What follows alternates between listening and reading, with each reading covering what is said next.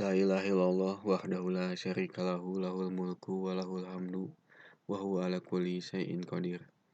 A'udzubillahi an akuna minal jahilin. Subhanaka la ilma lana illa ma 'allamtana innaka antas samiul alim. Rabbi shrah li sadri wa yassir li amri wahlul 'uqdatam min lisani yafqahu qawli. Assalamualaikum warahmatullahi wabarakatuh. Salam perkenalan, nama saya Muhammad Gema Maulid. Saya mengajar guru sejarah peminatan di SMA Negeri 1 Dayakolot. Nah, untuk kelas 11 IPS 1 dan juga IPS 2,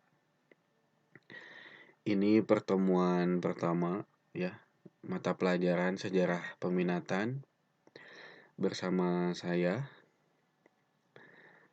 Nah, jadi selama beberapa bulan ke depan di semester 1 dan juga semester 2, insya Allah saya akan menjadi guru kalian dalam membahas sejarah peminatan. Dan hari ini adalah pertemuan pertama kita ya. Materi pertama kita yang akan membahas mengenai abad pertengahan. Judulnya abad pertengahan, materi pertama kita. Silahkan disiapkan fokus pikirannya, siapkan juga catatannya.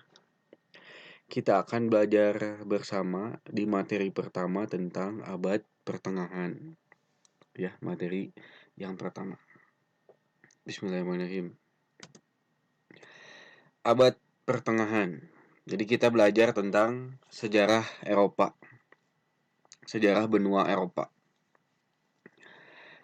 Nah, ini yang slide pertama kita akan membahas tentang garis waktu abad pertengahan. Jadi sejarah Eropa ada masa di mana mereka disebut sebagai abad pertengahan ya. Sebelum tahun 500 Masehi disebutnya era klasik ya, di Eropa itu disebutnya era klasik sebelum 500 Masehi. Yaitu era kejayaan peradaban Yunani dan juga Romawi. Yang mungkin kalian pelajari ya di kelas 10 tentang peradaban Yunani dan juga peradaban Romawi. Nah, sebelum tahun 500 Masehi itu adalah era klasik, eranya kejayaan peradaban Yunani dan Romawi. Beralih dari tahun 500 sampai 890 Masehi adalah udah masuk ke periode abad pertengahan awal. Ya, ini disebutnya abad pertengahan awal, di mana yang dominannya adalah peradaban Kristen Latin. Itu dari tahun 500 sampai 890 Masehi. Lalu dari tahun 910 sampai 1300 Masehi adalah periode abad pertengahan tinggi. Nah, itu ya. Munculnya banyak penguatan dan juga pembaharuan Eropa di masa kurun waktu 910 Masehi sampai 1300 Masehi. Abad pertengahan tinggi ya, sedang berkembang Eropa di abad pertengahan tinggi. Dan ada periode abad pertengahan akhir tahun 1300 sampai 1400 Masehi. Itu periode abad pertengahan akhir. Krisis dan transisi menuju Renaissance. Apa itu Renaissance? Nanti kita akan bahas di pembahasan berikutnya ya. Nah, ini adalah garis waktu tentang abad pertengahan di Eropa. Jadi kita membahas materinya tentang abad pertengahan dan ini garis waktunya. Abad pertengahan dibagi menjadi 3 bagian. Abad pertengahan awal, abad pertengahan tinggi, dan juga abad pertengahan akhir. Ya, ini garis waktu tentang abad pertengahan. Karakteristik umum abad pertengahan. Jadi abad pertengahan itu dari abad ke-6 ya sampai abad ke-15. Cukup sangat panjang ya. Abad pertengahan di Eropa itu dari abad ke-6 sampai abad ke-15 ya. Abad pertengahan. Nah, sekarang karakteristik umum abad pertengahan apa saja? Abad pertengahan secara definisi adalah periode waktu di Eropa yang memisahkan era klasik dan juga era modern. Nah, ini ya, ada era klasik, ada era modern di sini. Di antara era klasik dan era modern ada yang namanya abad pertengahan. Ya, jadi abad pertengahan itu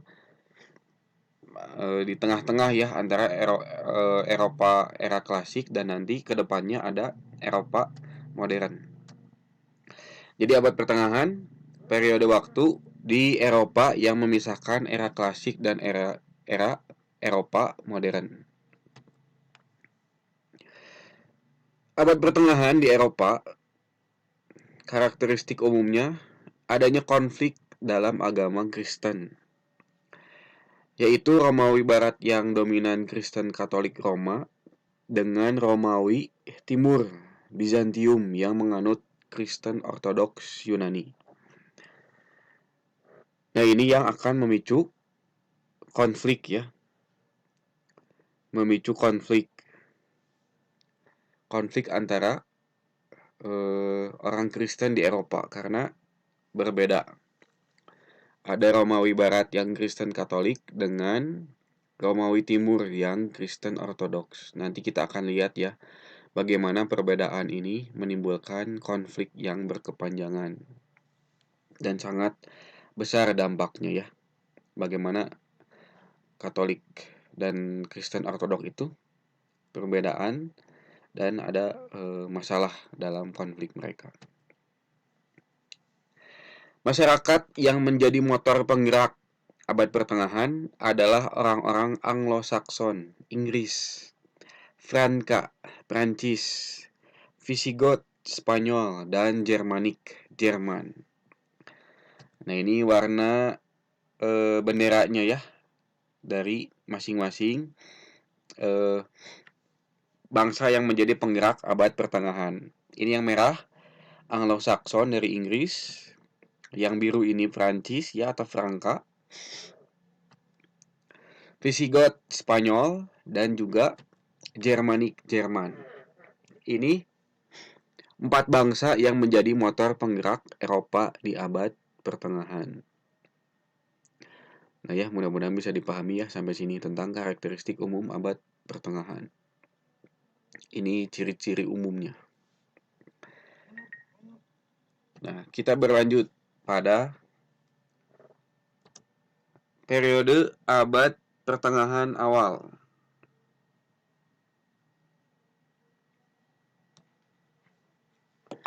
Periode abad pertengahan awal. Ini lukisan yang menggambarkan abad pertengahan. Ada orang yang dipenggal kepalanya. Orang ini dipenggal kepalanya karena dia lama suruh memilih. Ini tentaranya si yang dipenggal ini disuruh milih masuk Kristen atau dipenggal kepalanya. Dia ini asalnya penyembah berhala ya, pagan, agama pagan, menyembah banyak dewa. Kemudian di abad pertengahan itu banyak dilakukan penyebaran agama Kristen. Orang-orang yang belum beragama Kristen kemudian ditangkap, disuruh memilih mau masuk agama Kristen atau kalau nggak mau masuk agama Kristen dipenggal kepalanya. Kalau lama menjawab langsung dipenggal kepalanya ya, seperti lukisan ini. Nah, ini salah satu lukisan yang menggambarkan abad pertengahan. Jadi orang-orang yang non Kristen itu diculik, disuruh memilih masuk agama Kristen atau tidak. Kalau dia nggak mau, dia akan dibunuh dengan cara dipenggal kepalanya. Periode abad pertengahan awal. Apa saja ciri-cirinya? Kita mulai dari sosial politik ya. Sosial politik abad pertengahan. Nah, ini contoh buku di abad pertengahan dengan menggunakan bahasa Latin. Nah, buku bergambar Dan dulu ya belum tentu ada percetakan ya.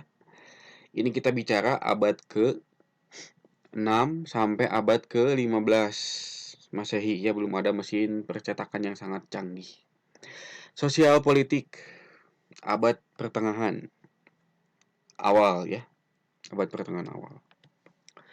Orang-orang dari suku Germanik sangat berkuasa. Mereka unggul dalam militer. Namun, kebanyakan dari mereka ini buta huruf, menyebabkan ilmu pengetahuan tidak berkembang. Jadi, secara sosial politik yang sangat berkuasa adalah suku Germanik. Yang tadi kita lihat benderanya ya, dominan warna merah, kuning, hitam. Suku Germanik ini menguasai Eropa di abad pertengahan awal. Tapi, mereka itu adalah jago berperang, tapi tidak bisa baca tulis, sehingga ilmu pengetahuan tidak berkembang. Ini ya, ciri suku Germanik. Mereka jago dalam berperang, tapi tidak bisa baca tulis. Akhirnya, ketika mereka jadi pemimpin, mereka ini tidak bisa mengembangkan ilmu pengetahuan. Kita biasa mengenalnya orang-orang seperti ini apa? Badannya kuat, tapi tidak punya pengetahuan, otaknya kosong. Ya, biasa disebut apa? Bahenol ya. Badan hebat, otak nol. Nah, ini.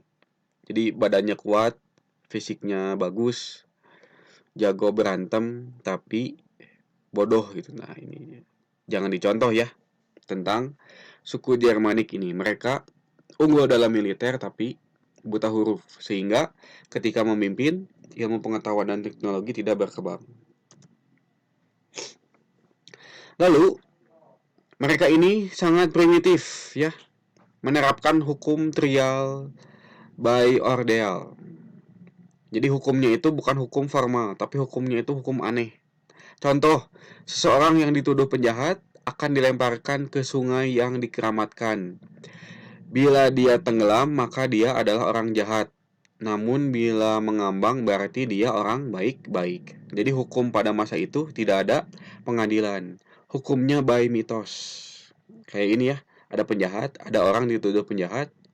Gimana cara membuktikannya kalau dia ini jahat atau baik? Ya udah, tenggelamkan aja di sungai. Kalau dia tenggelam maka dia orang jahat, kalau dia mengambang berarti dia orang baik-baik. Ini hukum yang aneh ya. Tapi ini hukum yang berlaku pada abad pertengahan awal. Hukumnya itu bukan nggak ada pengadilan, nggak ada hakim, nggak ada jaksa. Hukumannya trial by ordeal. Periode ini kemudian mendapat julukan The Dark Age, masa kegelapan, karena tidak ada perkembangan iptek. Ya, jadi perkembangan iptek tidak ada, hukumnya hukum primitif. Orang-orangnya nggak bisa baca tulis, tapi jago militer. Maka oleh sejarawan Eropa, masa ini disebut The Dark Age, masa kegelapan, karena banyak orang bodoh. Atau kalau di Arab mah zaman jahiliyah, ya, zaman kebodohan. Ini yang menjadi ciri dari abad pertengahan awal ya. Orang-orangnya buta huruf, tidak suka belajar, tidak suka ilmu pengetahuan, hukumnya tidak adil, tidak ada pengadilan, tidak ada pengadilan formal ya. Semuanya by mitos dan juga kemudian mendapat julukan sebagai zaman The Dark Age, masa kegelapan, atau kalau di Arab biasa kita mengenal istilahnya dengan zaman jahiliyah ya. Mudah-mudahan dipahami. Ini bagian pertama dari video ini. Nanti kita akan lanjutkan di bagian kedua. Ya, terima kasih.